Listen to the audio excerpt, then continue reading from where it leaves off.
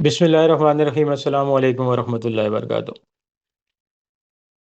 کچھ موجودہ دور کے کچھ اسکالرز ان کی طرف سے یہ بات سننے میں آتی ہے، ان میں خاص طور پر آپ ساحل ندیم صاحب کو لے لیں، مرزا انجینئر صاحب کو لے لیں، یا اس طرح کے کچھ اور بھی ہیں کہ علماء نے اپنے وقت میں مولانا مودودی صاحب اور مولانا اسحاق صاحب مرحوم دونوں اس دنیا سے چلے گئے، اللہ ان کی مغفرت فرمائے، ان کے ادوار میں ان سے بہت برے طریقے سے پیش آئے اور ان کو گالیاں تک دیں اور ان کے ساتھ برا بیہیویئر رہا علماء کا۔ تو جاننے کی کوشش یہ کرنا چاہیے کہ یہ واقعی باتیں ٹھیک ہیں، ایسا ہوا ہے، اور اگر ہوا ہے تو کیوں ہوا۔ دیکھیں، کوئی بھی شخص جو علماء کو لگے گا یا کسی کو بھی لگے گا، مجھے لگے گا یا آپ کو لگے گا کہ میں غلط راستے پہ ہوں، یا میری جو بات میں کرنے جا رہا ہوں وہ صحیح نہیں ہے، تو آپ بھی میری اصلاح کریں گے، یا میں آپ کی اصلاح کروں گا، یا علماء اصلاح کریں گے۔ وہ اصلاح کرنے میں کسی کا لہجہ سخت بھی ہو سکتا ہے، نرم لہجے سے بھی اصلاح کی جاتی ہے۔ اگر وہ شخص وہ بار بار اس کام کو دہرائے گا تو لہجے سخت بھی ہو جاتے ہیں، اس میں کچھ الفاظ ایسے بھی ہوتے ہیں کہ جن کو ہم گالی کہہ سکتے ہیں یا گالی سے تعبیر کر سکتے ہیں، ایسے الفاظ بھی کہے جاتے ہیں۔ یہ ماضی میں بھی ہوتا ہے، ابھی بھی ہوتا ہے، اور مستقبل میں بھی ہوتا رہے گا۔ لیکن جاننے کی کوشش کرنا چاہیے کہ یہ ہوا کیوں۔ ان دونوں اشخاص یا ان جیسے جو دوسرے اسکالرس تھے، ان کے متعلق علماء کی سخت رویہ تھا کیوں، وجہ کیا تھی؟ دیکھیں، یہ دونوں علماء یہ کچھ ایسے رستے پر نکلے کہ جس سے امت کا کوئی فائدہ ہونے کا نہیں تھا، بلکہ امت میں ایک اختلاف، اور اگر ان کی باتوں کو غور سے سنا جائے تو ایمان تک جانے کے چانسز ہیں۔ یہ دونوں حضرات اس دنیا سے چلے گئے، اور ہمیں امید ہے کہ اللہ ان کی مغفرت فرمائیں گے، اور ان کے جو بھی ان سے لغزشیں ہوئی ہیں ان کو معاف فرمائیں گے۔ اب ان حضرات نے کیا کیا؟ اب دیکھیں، اگر آپ مولانا مودودی صاحب کی کتب پڑھتے ہیں، ان کی قرآن کی تفسیر پڑھتے ہیں، یہ ایک بہت مشہور کتاب ہے ان کی خلافت اور ملوکیت، ان کو اگر آپ سمجھتے ہیں، پڑھتے ہیں ان کو، تو مولانا صاحب نے کچھ ایسے معاملات کے اوپر اپنی رائے کا اظہار کرنا چاہا، اپنے نظریات پیش کرنا چاہے کہ جن کا ایک مسلمان کی عملی زندگی سے کوئی تعلق نہیں۔ مثال کے طور پہ اپنی تفسیر میں وہ انبیاء کے متعلق کچھ ایسے الفاظ کہہ گئے جو میں یہاں دہرانا نہیں چاہوں گا، کہ وہ الفاظ آپ کسی نبی کی شان میں یا کسی نبی کے متعلق کہیں گے تو پھر اس کا بنے گا کیا، اس کا ریئیکشن کیا ہوگا۔ انبیاء کے جو معاملات تھے وہ جانے، ان کا رب جانے، ہم انبیاء کو خطا پر نہیں کہہ سکتے۔ اللہ نے ان کو کہا ہوا ہے کہ یہ خطا پر نہیں ہو سکتے، وہ خطائیں ہمیں نظر آتی ہیں، ہمیں لگتا ہے کہ شاید یہ خطا پر تھے، لیکن وہ اصل میں خطا پر نہیں تھے۔ اس لیے ان کی خطائیں سامنے لے کے آنا عوام کے، کہ فلاں نبی سے یہ خطا ہوئی، فلاں نبی سے یہ جرم ہوا، فلاں نبی سے یہ گناہ ہوا، تو اس کا حاصل کیا؟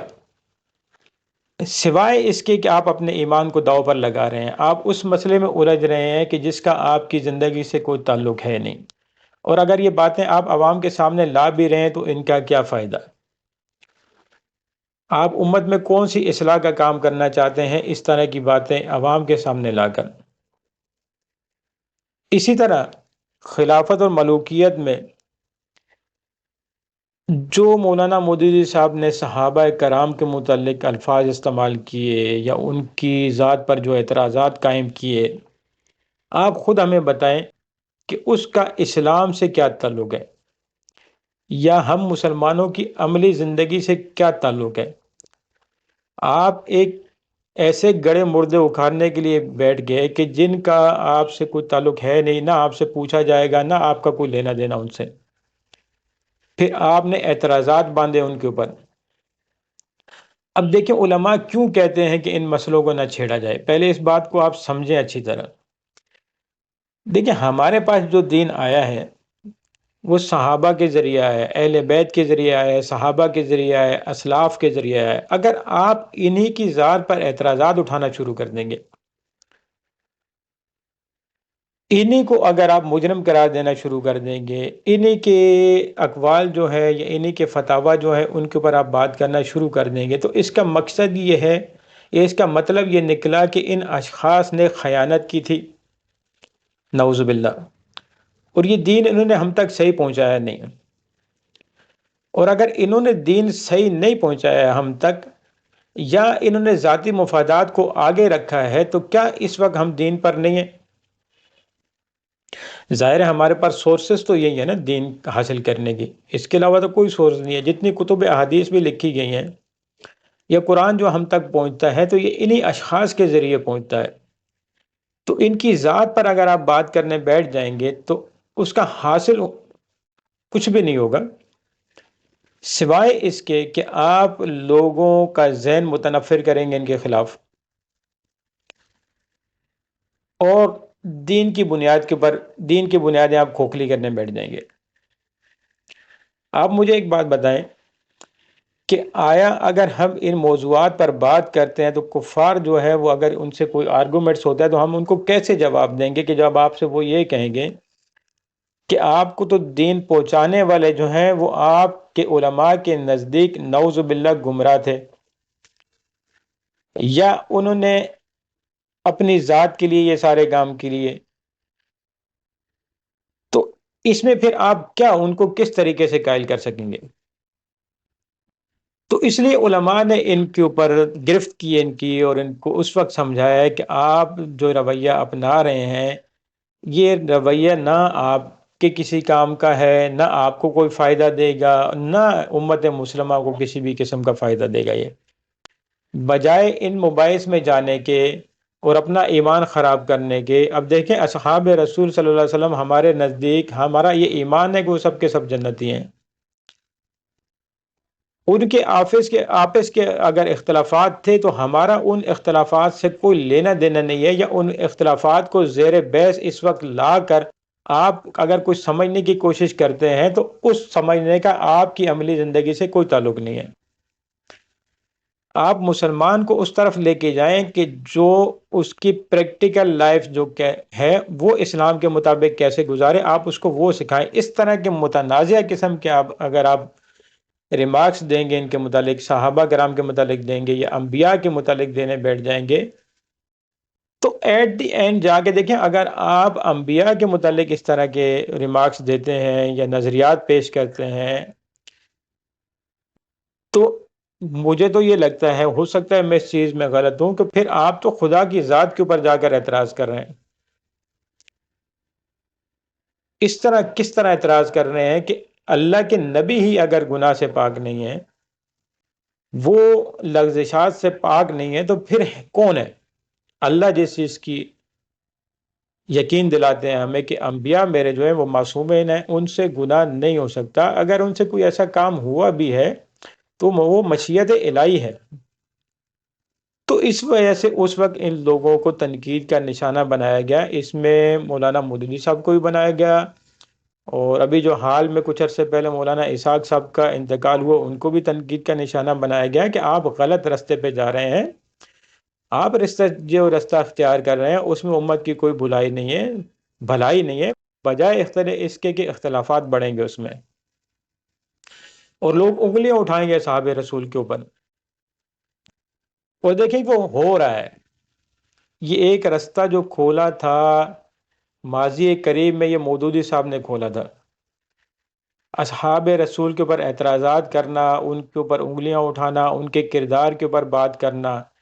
یہ رستہ کھولا مودودی صاحب نے تھا۔ اور آپ ایک بات یہ دیکھیں کہ آیا وہ رستہ جو انہوں نے کھولا تھا وہ اگر صحیح ہوتا یا ان کے اعتراضات صحیح ہوتے تو آج جماعت اسلامی ان سب چیزوں کو آن نہیں کرتی۔ آج جماعت اسلامی مودودی صاحب کے لکھے ہوئے ان تمام چیزوں کو ڈس آن کرتی ہے، وہ اس کی تعویلات پیش کرتے ہیں جماعت اسلامی والے، ان کو ایز اٹ از آن نہیں کرتے ہیں۔ تو اس کا مطلب یہی ہونا چاہیے کہ اس وقت وہ خطا پر تھے۔ اللہ ان کی مغفرت فرمائے۔ وہ جو انہوں نے ایک بیج بویا اصحاب رسول صلی اللہ علیہ وسلم کے اوپر تنقید کرنے کا، وہ بیج آپ دیکھیں کہ آج کل کس طرح پنپ رہا ہے۔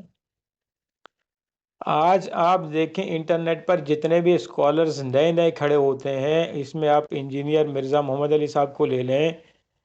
اس کے علاوہ وہ مفتی فضل ہمدرد صاحب ہیں، کوئی وہ ہیں، اس کے علاوہ اور بھی کافی ہیں، میں آپ سب کے نام تو نہیں آپ کے سامنے لے سکتے یا مجھے یاد بھی نہیں ہے۔ وہ وہی اختلافات دوبارہ ابھارتے ہیں امت میں، صرف میرے نظر میں تو یہی ہے کہ وہ مشہور ہونے کے لیے یا چار پیسے کمانے کے لیے یا امت میں اختلافات پیدا کرنے کے لیے۔ ہر ایک نے موضوع بحث انہی اختلافات کو بنایا ہوا ہے۔ آپ مجھے یہ بتائیں کہ ان اختلافات کو موضوع بحث بنا کر آپ حاصل کیا کرنا چاہتے ہیں؟ آپ کی پریکٹیکل لائف میں روزمرہ کی زندگی میں ان اختلافات کا کوئی لینا دینا ہے؟ نہیں ہے تو پھر کیوں موضوع بحث لایا جاتا ہے ان اختلافات کو؟ اور چھوڑے، اس دن میں ایک بیان سن رہا تھا نعیم بٹ صاحب کا، انہوں نے کہا جی اسلامیات کی کتاب میں جو کہ ایک پرائمری کی کتاب ہے، اس میں واقعات صحابہ کے اختلافات کے سامنے رکھے گئے ہیں یا بتائے گئے ہیں۔ بھائی ان کا اسلام سے تعلق کیا ہے؟ مودودی صاحب کو یا مولانا اسحاق صاحب کو یا اس طرح کے جو اور اسکالرز تھے، ان کو بھی یہ کہا جاتا تھا کہ آپ جس چیز میں پڑھنے جا رہے ہیں ان کا مسلمان کی پریکٹیکل لائف سے کوئی تعلق نہیں ہے، وہ سارے مسئلے ہو چکے، وہ اس دنیا سے جا چکے، وہ جانے ان کا رب جانے، آپ چپ ہو جائیں اس معاملات میں۔ لیکن بہرحال جو بھی تھا ان کا طرز عمل، انہوں نے اس کو کنٹینیو رکھا اس کے اوپر، اب وہ اس دنیا سے چلے گئے ہیں۔ اللہ ان کی، ہم یہ دعا کر سکتے ہیں کہ اللہ ان کی مغفرت فرمائے۔ تو یہ وجوہات تھیں علماء کا ان کے اوپر تنقید کرنا، یا ان دونوں حضرات کی یا اس طرح کے جو دوسرے حضرات تھے ان کی گرفت کرنے کی وجہ یہ تھی، اور یہ وجہ ہونی بھی چاہیے۔ آج بھی اگر کوئی شخص رستے سے بھٹکتا ہے، کسی ایسی طرف جا رہا ہے کہ جس کا حاصل کچھ بھی نہیں ہے، بجائے کچھ حاصل ہونے کے گمراہی کی طرف جا رہا ہے، تو اس کے اوپر گرفت ہونی چاہیے، وہ چاہے میں ہوں یا آپ ہیں یا کوئی اور ہے۔ اور وہ گرفت اگر سخت الفاظ میں ہوتی ہے تو اس کو برداشت کرنا چاہیے، اور خود کو رجوع کرنا چاہیے اس طرف جو کچھ صحیح رستہ ہے۔ امید ہے کہ آپ کو بات سمجھ میں آئی ہوگی۔ السلام علیکم ورحمۃ اللہ۔